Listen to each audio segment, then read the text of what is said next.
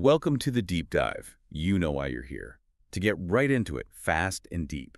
And we've got a lot to dig into today. We're diving into a really unsettling case and trying to piece together what happened in Holcomb, Kansas before this horrible crime. Yeah. You look through all this material, and the first thing that jumps out is how Holcomb is described. An aimless congregation of buildings cut in half by the Santa Fe Railroad tracks, the Arkansas River on one side, Route 50 on the other, unpaved streets, dusty in the summer, thick with mud when it rains, almost like it's a place more about its location than anything else. It does kind of have what's the word, a melancholy feel to it, like a town that's seen better days. The closed bank from the 30s now turned into apartments, the dark dance sign. Right, exactly. There's this sense of faded glory, a place that's sort of stuck in time. Okay, so into this setting walks Herbert William Clutter, the man in charge of River Valley Farm. 48 years old, picture of health, just under 5'10", broad shoulders, dark hair, square jaw. Looks like he could wrestle a bull, you know what I mean? Yeah, very much the image of a strong, successful American farmer. And his background backs that up. He trained in agriculture at Kansas State University, active in everything in Holcomb and even in Garden City. Headed the building committee for the First Methodist Church, chaired the Kansas Conference of Farm Organizations, served on a federal board during the Eisenhower years. Not the wealthiest guy around, but a man of influence, you could say. Definitely a pillar of the community, Yeah. involved in all aspects of life there, which, thinking about it, makes the crime even more disturbing. It's not just an attack on one family, it's almost like an attack on Holcomb itself, on what Mr. Clutter represented. Yeah, good point. So we see this successful, active guy, and then we meet Alfred Stokelane, who worked on the farm. There's this small moment that morning. Stokelane mentions his baby is sick, and Mr. Clutter immediately offers help. Just a human moment, you know? Absolutely, a glimpse into a kinder, more compassionate side makes what comes later even harder to comprehend. All right, now let's shift gears and talk about Perry Smith, one of the men who would shatter this sense of peace. Seems very focused on his appearance, talks about his changed face, and spends a lot of time looking in the mirror. His background's quite different from Mr. Clutter's. His mother was full Cherokee, his father Irish, and he had this dream of singing in Vegas. Could it be that he was looking for a way out, a way to make a name for himself, and that fueled his actions? It's certainly possible, that obsession with how he looks, the changed face, maybe he wasn't comfortable with who he was, trying to project a different image. And yeah, that Vegas dream, it speaks to a yearning for something bigger, an escape from his reality. So we also meet Nancy Clutter, and we learn about her friendship with Susan Kidwell. It's mentioned that Mr. Clutter wasn't happy about Susan transferring to a school in Garden City. Shows how important the local community was to him, right? Right. That loyalty to Holcomb. He believed in its schools, maybe saw it as a kind of betrayal to go elsewhere. Nancy also mentioned smelling smoke, even though there weren't any ashtrays in the house. Do you think, looking back, that could have been some sort of premonition, a sign that something was off? Maybe. It's interesting, isn't it? It could have been nothing, just a weird smell, or maybe some kind of subconscious anxiety. But in hindsight, it almost feels like foreshadowing. Briefly, we're introduced to Dick Hickok, who's working with Perry. Dick seems happy with their work, but Perry's pretty quiet, maybe even a little resentful.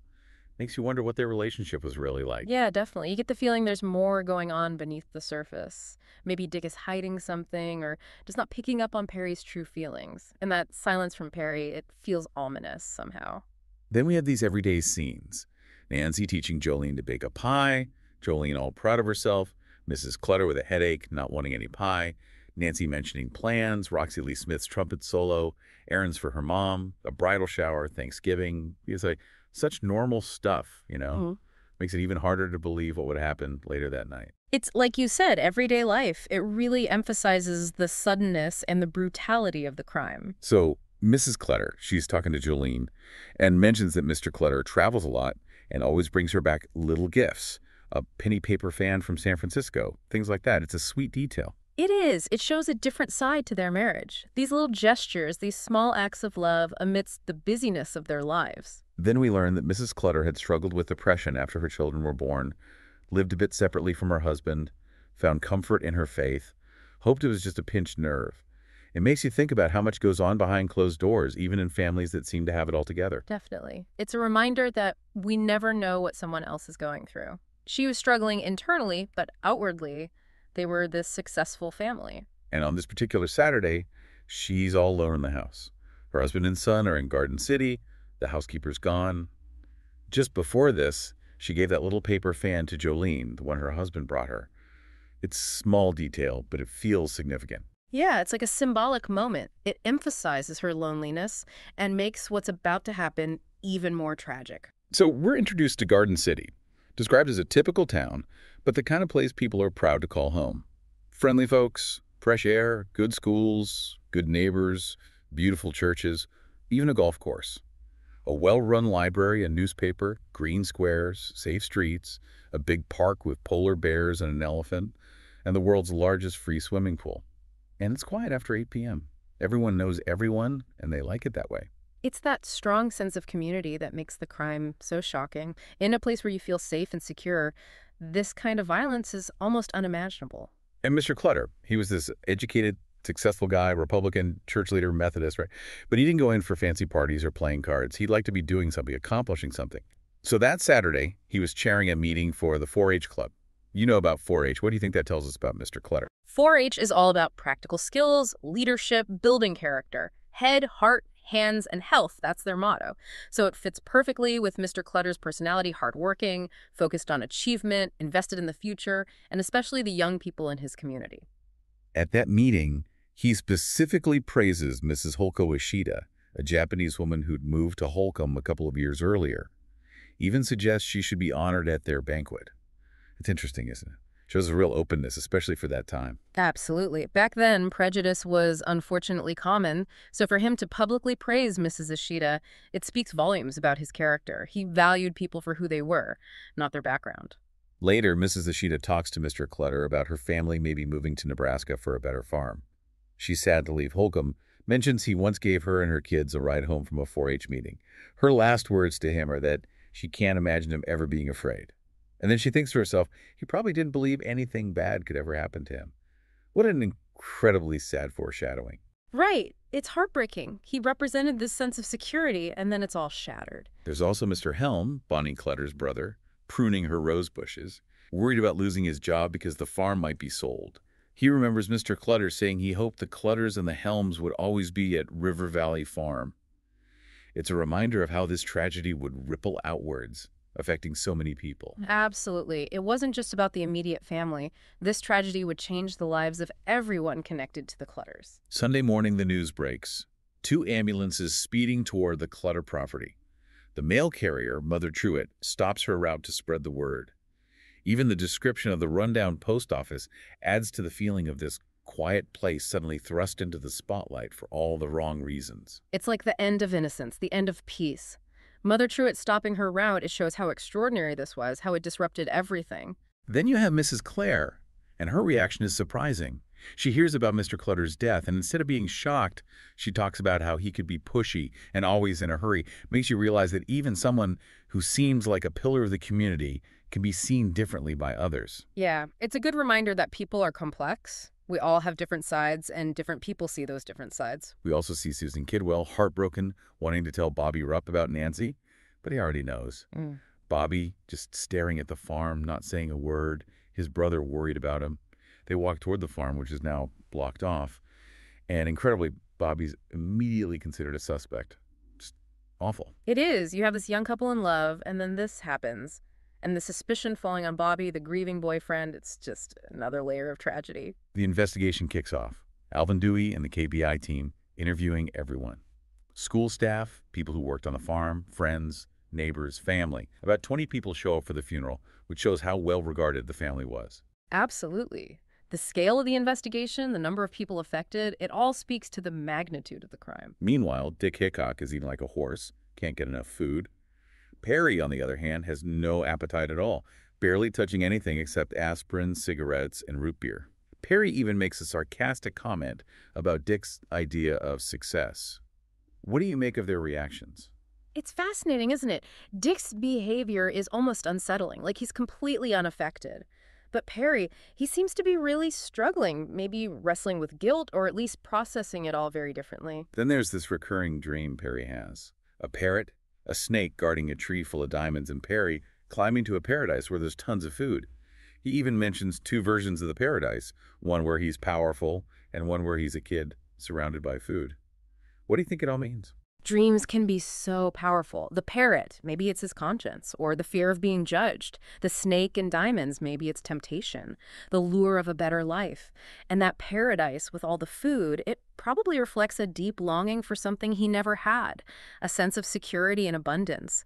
The two versions could represent his inner conflict wanting power, but also just wanting his basic needs met.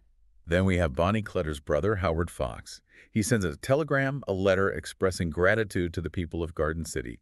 He asks them to forgive the person who did this, says that the killer will suffer enough just from knowing what they did. To be able to talk about forgiveness after something like this, it's incredible. It is. Shows a remarkable strength of character and faith. He's choosing compassion over revenge, believing that true justice comes from within. A powerful message, especially in the midst of such grief and anger. Mrs. Hida, the woman who is thinking of moving to Nebraska, she decides to go. She tells her friend that something in Holcomb has changed for her, that she can't stay. This shows how this crime affected the whole community, even those who weren't directly involved. Yeah, she realized that the place she thought was safe wasn't. That sense of security was shattered. Dewey, the lead investigator, he's so focused on the case that he forgets to pick up his wife's cat from the vet.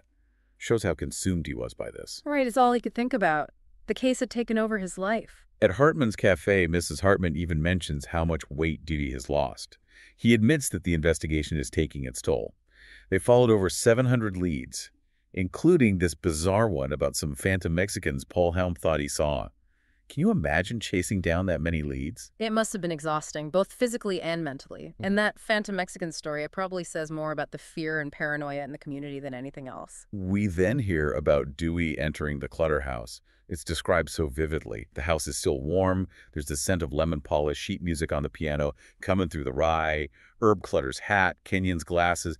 It's like a snapshot of their lives, frozen in time. Yeah, it's heartbreaking. All those little details, the things they left behind, it really brings home the reality of the loss. That sheet music, it's like they just got up and left. So Nye, one of the investigators, interviews Mr. Hickok, Dick's father.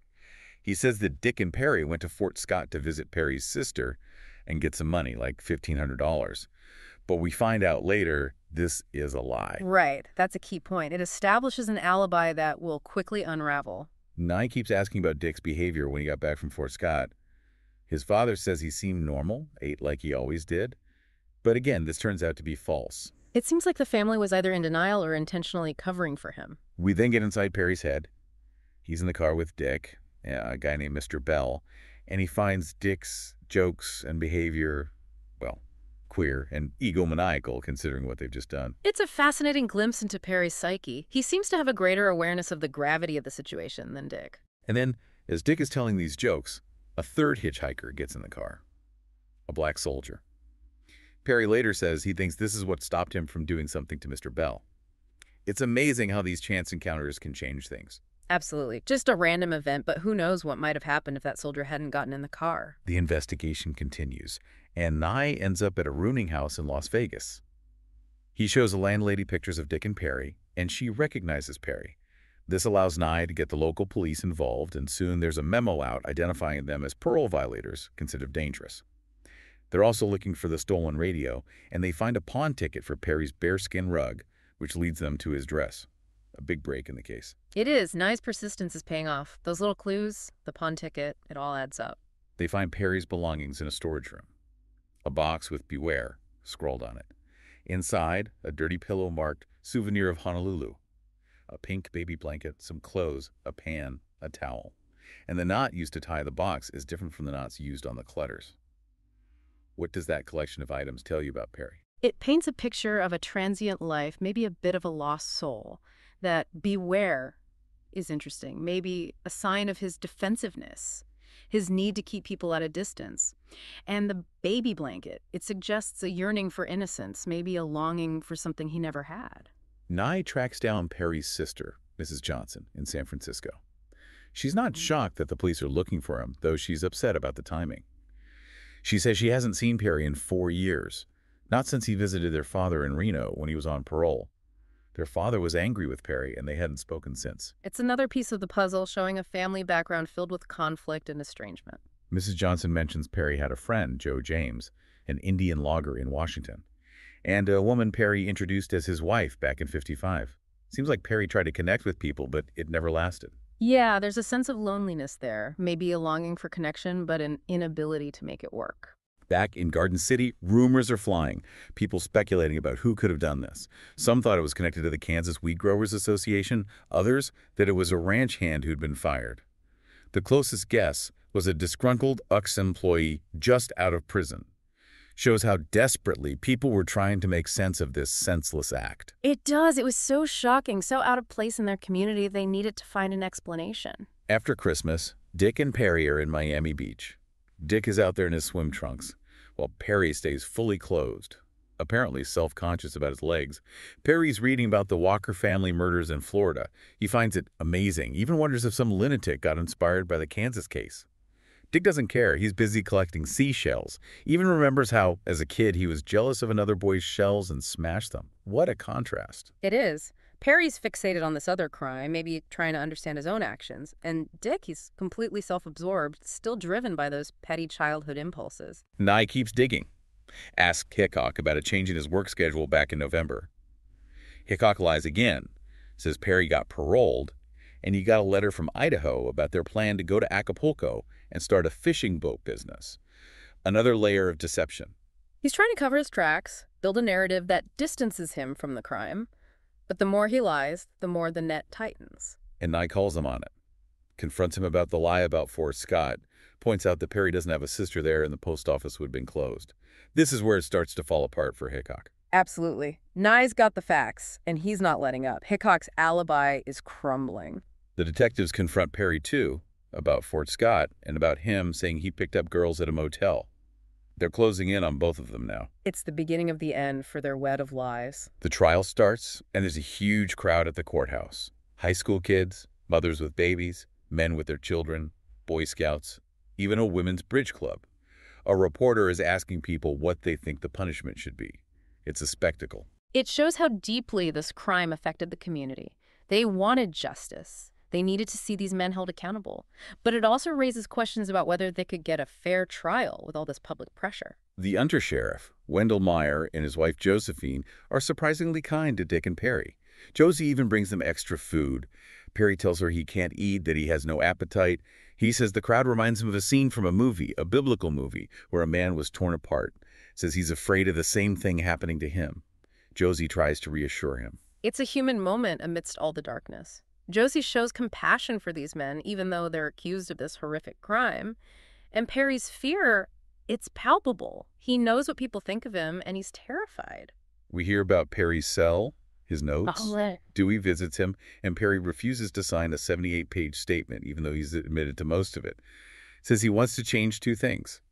He wasn't the only one who killed the Clutters, and it wasn't Dick who killed Nancy and her mother. Even after confessing, he's still trying to control the narrative. It's complex, isn't it? He's admitted to the crime, but he's still trying to manage how it's perceived. Perry is writing letters to Don Cullivan. Says what he did is unforgivable, that he expects to be executed. He even comes up with this wild plan to escape once a hacksaw blade smuggled in. He's resigned to his fate, but still holding on to a sliver of hope. It shows the human will to survive, even in the face of the impossible. Then there's the auction. All the Clutter family's belongings are sold off, including Nancy's horse, Babe. Sue Kidwell, Nancy's friend, is there, watching it all. It's like a final goodbye, a scattering of their lives. It's a somber event, a physical reminder of their absence. At the trial, the defense lawyers go after Floyd Wells, one of the key witnesses for the prosecution. They bring up his nickname, Squealer, talk about his time in jail, trying to discredit him. It's a standard tactic, trying to cast doubt on the witness's character, make the jury question his motives. Dewey takes the stand, and his testimony is really damaging. He talks about Perry's confession, how Perry said Dick made a comment about Nancy and Perry stopped him. Then he drops the bombshell. Perry later said he killed all four of the Clutters alone. Everyone's stunned, even Dick. That's a major turning point. Perry's confession and then this change in his story, it throws everything into question. The defense tries to use a psychiatrist, ask him how many murderers he's dealt with, whether he thinks Dick knew right from wrong when the crime happened. But the judge says the psychiatrist can only answer yes or no, really limits what the defense can do. It does. They're trying to present a more nuanced argument, exploring Dick's mental state, but the judge won't allow it. After that, they drop Dick's defense. Perry's counselor, Arthur Fleming, brings in people to talk about Perry's character. A reverend, a friend named Joe James, Donald Cullivan, a doctor. But the prosecution objects, and their testimony doesn't have much impact. The court isn't interested in hearing about their past. It's like they've already decided. The focus is on the crime, not the people who committed it. Then there's this study on motiveless murders that's discussed. The researchers found some common traits among the killers. They don't really understand why they did it. They feel detached during the act. They have a history of aggression. They often feel physically inferior or worried about seeming weak. They had violent or emotionally deprived childhoods. They often don't feel anger during the violence. They have trouble forming relationships. They feel lonely, and they often don't feel guilty afterward. The study also mentions the idea of murder-prone personalities who might be triggered by subconsciously connecting the victim to someone from their traumatic past. What do you make of all this? It's fascinating. It provides a psychological framework for understanding these kinds of crimes. And a lot of what they describe seems to fit Perry. His difficult childhood, his emotional detachment, his trouble forming lasting relationships. Dick, too, to some extent, though maybe not as complex emotionally. The source then brings up another case. Two soldiers, George York and James Latham. They went on a killing spree, murdered 7 people. York had a decent upbringing, but Latham had a terrible childhood, unwanted, unloved. But they both hated the world. Latham even said that meanness was the only thing people understood. They killed people in Tennessee, stole a car, then killed more people in Illinois. In Kansas, they killed Otto Ziegler, a kind old man who stopped to help them. York just shrugged and said he wasn't mean, just an old man. It's chilling. It's a reminder that evil can take many forms. These two, so different in their backgrounds, yet both capable of such cold-blooded violence. And killing a man who was just trying to help them, it shows how random and senseless their acts were. Hickok and Latham were both in prison when another inmate, Andy, was executed. They watched it happen. The chaplain taking off Andy's glasses, the silence, a dog barking in the distance. Latham flinched when the trapdoor opened. Hickok later said Andy acted strange in the days before his death. Eating fried chicken, smoking cigars, drinking Coke, even writing poetry. He said goodbye to Hickok, joked about how he'd see him on the other side. Andy said he didn't believe in heaven or hell. His aunt and uncle made sure he was buried near the people he killed. And he gave Hickok a poem he'd written. It's a surreal and disturbing image. Andy facing his death with this strange detachment, finding comfort in these simple pleasures. And that poem, it's almost like a final act of human connection. Hickok was still smoking like a chimney. Said there was no point in quitting now. He even mentioned waking up after Andy's execution and calling out for him. Shows how much of an impact it had, even on someone like Hickok. It does. Even amidst their own brutality, there was still a sense of shared experience, a connection forged in that environment. Then there were the appeals. Lawyers from Kansas City, Jenkins and Bingham, appointed by a federal judge, fought for them for years. They argued that the convictions were unfair, that the men weren't given lawyers before they confessed, that their lawyers at trial were incompetent, that evidence was obtained illegally, and that all the publicity made it impossible for them to get a fair trial. They took their case to the Supreme Court 3 times, but they lost every time. Finally, the Kansas Supreme Court set an execution date. The governor, Governor Avery, could have granted clemency, but he refused. He would later refuse clemency for York and Latham, too. So after all those years, their fate was sealed. No second chances. Hickok's execution. Rain pounding on the roof of the warehouse. Hickok arrives with the guards and the chaplain. The warden reads the execution order. Hickok asks if the Clutter family is there. He seems disappointed when he finds out they're not. It's a chilling detail, almost like he wanted to face them one last time. The hangman is impatient. Hickok steps onto the scaffold. The chaplain says a prayer. They put the noose around his neck, cover his face. Then silence. The trapdoor opens. Hickok hangs there for 20 minutes before they pronounce him dead. A hearse takes his body away. One of the KBI agents, Roy Church, says he was surprised by Hickok's courage. A strange observation, isn't it? To find courage in a man who committed such a terrible act. Now, on to Perry. He's brought in, the chaplain by his side. He looks smaller than Dewey remembers. He looks at the crowd. Dewey sees his sister, Mrs. Johnson, in the front row. She nods at him. Another quiet human moment amidst this terrible event. They lead Terry up the wooden steps. He looks at the noose, at the trapdoor. The warden reads the death warrant. Perry asks if he can say something. The warden hesitates, then nods. What do you think he's going to say? Perry clears his throat. He speaks to the witnesses, says he doesn't believe in capital punishment, morally or legally, says it's just another way of committing murder. A powerful statement, and ironic considering the circumstances. He apologizes for what he did, says he knows it's not enough, Says he wishes he could pay back the Clutter family for what he took from them. A glimmer of remorse. He says he's not the same person he was when he committed the murders. Says he's tried to be a better person while in prison. Do you think he's being sincere? There's a pause. Then Perry says he wishes he could have said this to the people of Garden City before now, but he wasn't allowed visitors, and his letters were censored. A final attempt to connect, to express his regret. He looks at his sister again, then at the crowd. Says he hopes they'll find it in their hearts to forgive him. He's finished. A powerful, haunting ending to his story. They put the black hood over his head. He doesn't resist.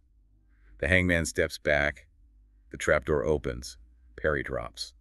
And that's the end of the deep dive into this truly chilling case. It leaves you with a lot to think about. The brutality of the crime, the complexities of the killers, the ripples of grief and loss that spread through the community. Exactly. And it makes you wonder, what really drives a person to commit such a terrible act? Is it nature, nurture, something else entirely?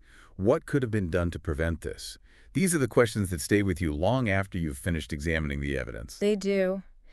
It's a case that challenges our understanding of human nature, of good and evil, and it makes you realize that sometimes there are no easy answers. Thanks for joining us for the deep dive. Thank you.